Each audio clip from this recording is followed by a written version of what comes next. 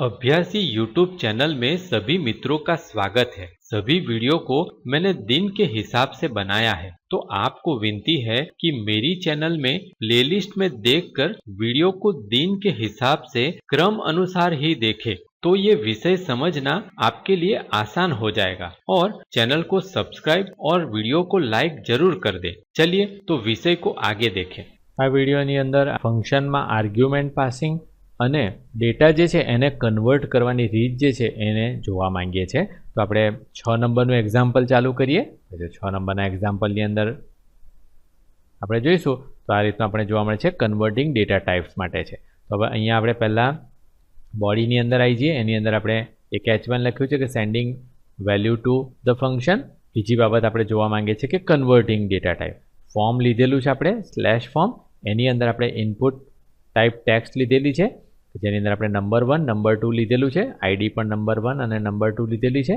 બીજું એક લીધેલું છે આપણે ટેક્સ્ટ ટાઈપનું અને એ આઈડી રિઝલ્ટ લીધેલું છે। તો હવે આ ફોર્મ વગેરે કઈ રીતે બનાવવું એ ઓલરેડી તમે આના અગાઉના જે ટ્યુટોરિયલ છે એની અંદર શીખી ગયા છો HTMLના ટ્યુટોરિયલમાં। એટલે આપણે ડાયરેક્ટલી જો આપણે રન કરીએ તો તમને જોવા મળશે કે આ રીતનો પ્રોગ્રામ આપણને રન થતો જોવા મળે। હવે અહીંયા મેં અત્યારે બહુ ફેન્સી અને બધી બાબતો નથી કરેલી, કેમ કારણ કે મારો હેતુ મેઇનલી જે છે એ જાવાસ્ક્રિપ્ટ બતાવવાનો છે।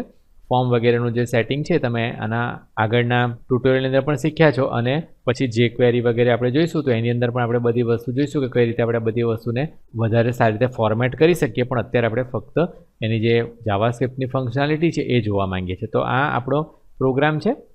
હવે આ પ્રોગ્રામની અંદર આપણે જોઈએ તો અહીંયા આપણે શું કરીએ છીએ તો કે આપણે શો નામનું જે બટન છે એ બટન જ્યારે ક્લિક થાય ત્યારે માય ફન અથવા માય ફંક્શન નામનું ફંક્શન કોલ કરીએ છીએ। એટલે આ ફંક્શન કોલ થાય છે પણ એને આપણે બે વેલ્યુ મોકલીએ છીએ।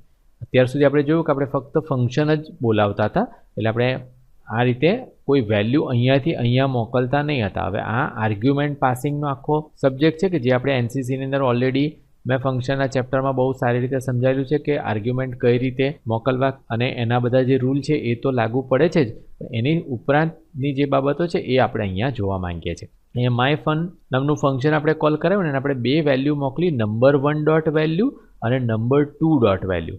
એટલે આ નંબર 1ની જે પણ વેલ્યુ આપણે ટાઈપ કરી હોય બોક્સની અંદર તે અને કોમા કરીને પછી નંબર 2ની વેલ્યુ, એ બંને વેલ્યુ અહીંયાથી જશે અને નંબર 1ની વેલ્યુ અહીંયા એની અંદર સ્ટોર થઈ જશે અને નંબર 2ની જે વેલ્યુ છે એ આ બીમાં સ્ટોર થઈ જશે। તો અહીંયા એ ને બી બે વેરિયેબલ આપણે લેવાની જરૂર પડે છે।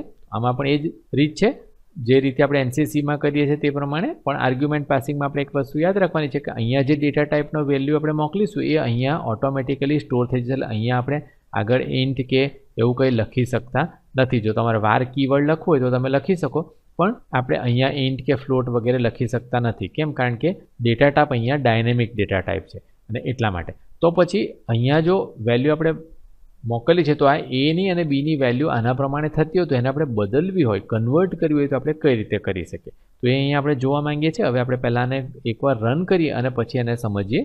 જો હું આઈમાં રન કરું છું તો મને આ રીતનું એ જોવા મળે છે।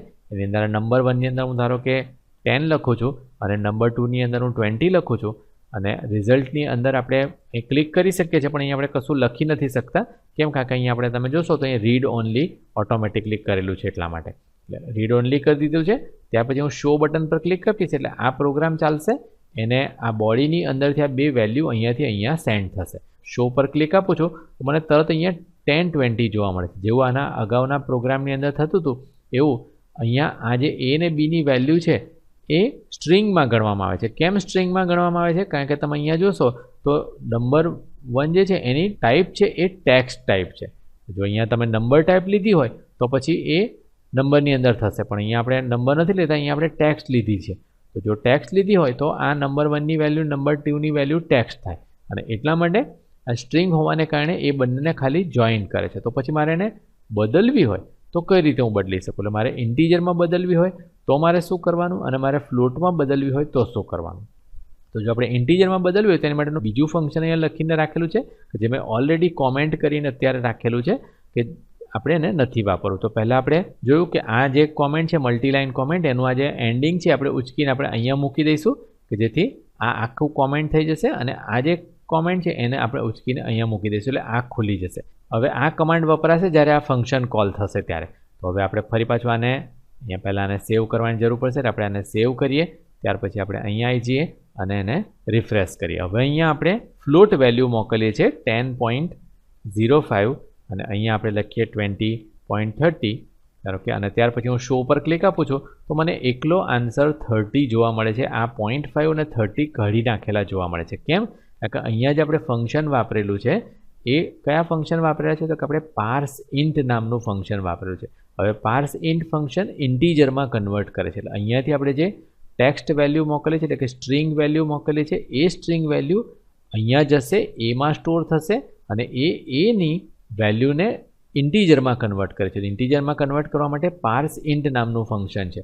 ઇન્ટીજરમાં કન્વર્ટ થશે ને આ પણ ઇન્ટીજરમાં કન્વર્ટ થશે ને એટલા માટે પેલા જે ફ્લોટિંગ પોઈન્ટ વેલ્યુ છે એ કાઢી નાખવામાં આવે છે. પણ જો આપણે ફ્લોટ કરવું હોય તો પછી આપણે આ પાર્સ ફ્લોટ વાપરવાની જરૂર પડશે. એટલા માટે આપણે એને જોવા માટે આપણે આને પાછું અહીંયાથી સિલેક્ટ કરી અને અહીંયા મૂકી દઈએ અને આ જે એ છે એને આપણે અહીંયા મૂકી દઈએ. એટલે આપણું આ હવે ઓપન થઈ ગયું. હવે આ ઇન્ટીજરવાળું વપરાશે નહીં, પણ આ વપરાશે. ફરી પાછા આપણે રનમાં આવીએ અને પહેલાં તો આને સેવ કરીએ. સેવ કરીને રનની અંદર આવી અને આપણે આને રિફ્રેશ કરીએ. રિફ્રેશ કર્યા પછી હવે ફરી પાછું આપણે લખીશું 10.05 અને અહીંયા આપણે લખીશું 20.30 અને ત્યાર પછી આપણે શો પર ક્લિક આપીશું તો અહીંયા જોવા મળશે કે 30.35 આપણને હવે જોવા મળે છે. એટલે અહીંયા આ જે પાર્સ ફ્લોટ છે એનાથી ફ્લોટની અંદર કન્વર્ટ કરવામાં આવે. પાર્સ ઇન્ટ લખ્યું હોય તો ઇન્ટીજરમાં કન્વર્ટ કરવામાં આવે. કશું ના લખ્યું હોય આપણે તો પછી જો અહીંયા જોવામાં આવશે કે આની ટાઈપ કઈ છે. જો નંબર ટાઈપ હશે તો નંબરમાં લેવામાં આવશે ને જો ટેક્સ્ટ ટાઈપ હશે તો એને સ્ટ્રિંગમાં લેવામાં આવશે. તો આશા છે કે તમને એ ખ્યાલ આવી ગયો હશે કે કઈ રીતે આપણે આર્ગ્યુમેન્ટ પાસિંગ કરીએ છીએ, એટલે કઈ રીતે આપણે વેલ્યુ અહીંયાથી સેન્ડ કરીએ છીએ. અત્યારે તમે ધ્યાન રાખજો કે આપણે આ બોડી ટેગ એક વિભાગ છે અને હેડ ટેગ એ બીજો વિભાગ છે. એટલે આ વિભાગમાંથી આ વિભાગમાં મોકલીએ છીએ. પણ જેમ આપણે એની અગાઉ ચર્ચા કરી ગયા, જો આ પ્રોગ્રામ બીજી ફાઇલમાં હોય એટલે JS ફાઇલમાં લખેલો હોય તો પછી અહીંયા કોઈ કોડ નહીં હોય, પણ એ ફાઇલની અંદર આ બધા ફંક્શન લખેલા હશે. એ ફાઇલની અંદર પણ અહીંયાથી આપણે મોકલી શકીએ છીએ. એટલે આ એક ફાઇલ HTML ફાઇલમાંથી બીજી JS ફાઇલની અંદર મોકલવા માટે આપણે આ રીતે વેરિયેબલને મોકલીએ છીએ. અહીંયાથી આપણે જોઈ શકીએ છીએ. તો હવે આપણે એક બીજી બાબત જોઈએ કે આ રીતે લખેલા જે પ્રોગ્રામ છે એમાં ભૂલ કઈ રીતે શોધવી. હવે મેં તમને ઓલરેડી કીધું કે જાવાસ્ક્રિપ્ટ જે છે એ ઇન્ટરપ્રિટર બેઝ લેંગ્વેજ છે અને એટલા માટે એની અંદર કોઈ કમ્પાઇલર આવતું નથી કે પહેલેથી આ બધો જે કોડ છે એને આપણે ચેક કરી લઈએ એવું બનતું નથી. તો પછી એને કઈ રીતે ચેક કરવો હું આની અંદર તમને બતાવું કે અત્યારે ઓલરેડી આપણે આ જોઈ ગયા કે આ પ્રોગ્રામ અત્યારે ચાલુ છે, પણ આ પ્રોગ્રામની અંદર હું ધારો કે એક ભૂલ કરી દઉં. એટલે ધારો કે આ પાર્સ ફ્લોટ છે એની પાછળ હું એક ઉમેરી દઉં છું કે જેથી આ અત્યારે હવે ખોટું ફંક્શન થઈ ગયું. આવું કોઈ ફંક્શન છે જ નહીં. પછી આપણે એને સેવ કરીએ અને એને આપણે રન કરીએ. પણ આ વખતે આપણે ગૂગલ ક્રોમમાં રન કરીએ.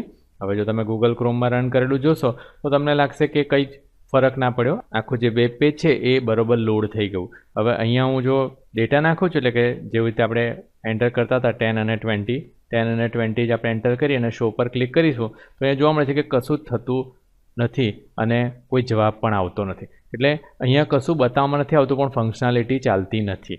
તો આવું થાય છે જ્યારે ઇન્ટરપ્રિટર બેઝ લેંગ્વેજ હોય ત્યારે. તો પછી આપણે એને કઈ રીતે ચેક કરી શકીએ. તો આને આપણે પાછું એક વખત બંધ કરીએ અને ફરી પાછું આપણે ગૂગલ ક્રોમને ચાલુ કરીશું અને આ વખતે આપણે આ ડેટા કંઈ પણ એન્ટર કરતાં પહેલાં અહીંયા હું કીબોર્ડ પરથી F12 કી પ્રેસ કરું છું અને જે હું F12 કી પ્રેસ કરીશ એટલે તમને જોવા મળશે કે અહીંયા આપણને આ રીતના એક ડિબગર આવી ગયેલું જોવા મળે છે કે જેની અંદર આપણે અહીંયા જો એલિમેન્ટ પર ક્લિક કરીશું તો આ રીતે આપણને એલિમેન્ટ જોવા મળશે. અત્યારે આપણે આ વિન્ડોને નાની જોવી છે એટલે આને આપણે થોડીક નાની કરી દઈએ અને આ જે નીચે કોન્સોલ વિન્ડો છે એ કોન્સોલ વિન્ડોને આપણે આટલી રાખીએ. એટલે આ રાખીને હવે જો આપણે અહીંયા ડેટાને એન્ટર કરીશું 10 અને 20 અહીંયા એન્ટર કરીએ અને ત્યાર પછી હું શો પર ક્લિક આપું છું તો તરત મને જોવા મળે છે કે અહીંયા મને બતાવવામાં આવે છે કે એરર આવી છે. એ વસ્તુ અહીંયા બતાવવામાં આવે છે. આ બ્રાઉઝરની અંદર ડાયરેક્ટલી આપણે એરર ચેક કરી શકીએ છીએ. હવે એ એરર શું છે એ જોવી હોય તો આપણે અહીંયા જેનો એરો છે એની પર ક્લિક આપીશું તો આપણને હવે આને પાછું થોડુંક આપણે મોટું કરી લઈએ કે જેથી આપણે એને જોઈ શકીએ. અહીંયા આપણે બે એરર બતાવે છે. માય ફંક્શનની એરર એક બતાવવામાં આવી છે અને ઓન ક્લિક એરર બતાવવામાં આવી છે. તો પહેલી એરર પર આપણે ક્લિક આપીશું એ 15 નંબરની લાઇનની ઉપર બતાવવામાં આવે છે. તો 15 નંબરની લાઇનને આપણે જોવા માટે ડાયરેક્ટલી આપણે ક્લિક આપીશું તો તમને આખો પ્રોગ્રામ બતાવવામાં આવશે. ex6.html ની અંદર આ જે આપણો આખો પ્રોગ્રામ છે એની અંદર તમે જોયું છે કે આપણે જે ફંક્શનને ખોટું કરી દીધેલું હતું એ ફંક્શન અહીંયા લાલ લાઇન કરીને બતાવવામાં આવે છે. એટલે અહીંયા જોઈ શકીએ જો કે અહીંયા આપણે કંઈ સુધારો વધારો નથી કરી શકતા અને એટલા માટે આપણે પાછું નોટપેડમાં જવાનું થશે અને નોટપેડમાં એ જ જગ્યાએ આપણે અહીંયા જોઈશું કે અહીંયા આપણો આપણે વધારે મૂકેલો હતો તો એને આપણે અહીંયાથી કાઢી નાખીએ. ફરી પાછું આપણે સેવ કરવાનું થશે અને પછી આપણે અહીંયા રન કરવાનું થશે. પણ એ પહેલાં હું તમને બીજી એરર પણ બતાવી દઉં કે ઓન ક્લિક અહીંયા ક્લિક કરીશું તો આપણે બતાવશે કે અહીંયાથી જ્યારે ઓન ક્લિક આ ફંક્શન કોલ થયું હતું હવે એ ફંક્શન કોલ થયું એટલે અહીંયા ઉપર ગયું અને એ ફંક્શન વાપરવા વખતે એને બીજું ફંક્શન ના મળ્યું એટલે એટલી ફંક્શનાલિટી ચાલી પણ અહીંયા આવીને પછી એ અટકી ગયું. તો આ રીતે આપણે અહીંયા જે ગૂગલ ક્રોમ અથવા તો ફાયરફોક્સ જે બ્રાઉઝર છે એનું પોતાનું જે ડીબગર છે એ વાપરીને પણ આપણે આ સમજી શકીએ અને એ F12 કી પ્રેસ કરીને ચાલુ કરવાનું હોય છે. ઇન્ટરનેટ એક્સપ્લોરરની અંદર બહુ આટલી બધી સારી રીતે જે એરર વગેરે છે એ નથી બતાવવામાં આવતું અને એટલા માટે મેં ગૂગલ ક્રોમની અંદર તમને બતાવ્યું કે અહીંયા આપણે એરરને આ રીતે સુધારી શકીએ છીએ. હવે આપણે ઓલરેડી સુધારી દીધેલી છે એટલે આપણે આને પાછું રિફ્રેશ કરીશું એટલે પાછું આપણે બતાવશે કે આખી સ્ક્રિપ્ટ થઈ અને હવે અહીંયા આપણે 10 અને 20 એન્ટર કરીએ છીએ અને પછી શો પર ક્લિક આપીશું તો હવે આપણને આન્સર બરોબર બતાવશે. એટલે જ્યારે પણ તમારી કોઈ પણ સ્ક્રિપ્ટ છે એ ના ચાલતી હોય ત્યારે તમે ગૂગલ ક્રોમ કે ફાયરફોક્સની અંદર F12 કી પ્રેસ કરી અને આ જે ડેવલપર મેનુ છે એ ચાલુ કરો અને એની અંદર તમે અહીંયા જોશો તો ખાસ કરીને પહેલાં એલિમેન્ટની અંદર જતા રહીશું આપણે અને પછી રન કરીશું અને સોર્સની અંદર આખો આપણને પ્રોગ્રામ બતાવશે અને અહીંયા જે કોન્સોલવાળું બોક્સ છે એ કોન્સોલવાળા બોક્સની અંદર આપણને એરર બતાવવામાં આવશે. તો આ રીતે આપણે બધી એરરને ચેક કરી શકીએ છીએ પણ આમાં યાદ રાખવાનું છે કે આપણે એક એક એરર આ રીતે મેન્યુઅલી ચેક કરવી પડશે. જેમ કમ્પાઇલરની અંદર બધી એરર જે સાથે ચેક થઈ જાય છે એ રીતે ચેક નથી થતું આની અંદર એ આપણને અહીંયાથી જોવા મળે છે. તો આપણે આને ક્લોઝ કરી દઈશું અને આશા છે કે તમને આ વસ્તુ ખ્યાલ આવી ગયો હશે. હવે તમે પણ પોતે આ આખો પ્રોગ્રામ ટાઈપ કરી અને તમારા પોતાના કોમ્પ્યુટરમાં જુઓ જેથી તમને વધારે ખ્યાલ આવે. ये वीडियो देखने के लिए आभार.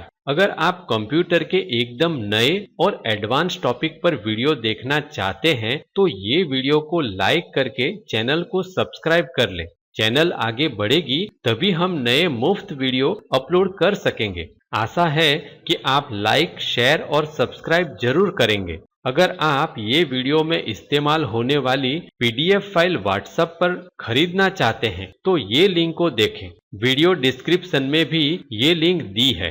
धन्यवाद.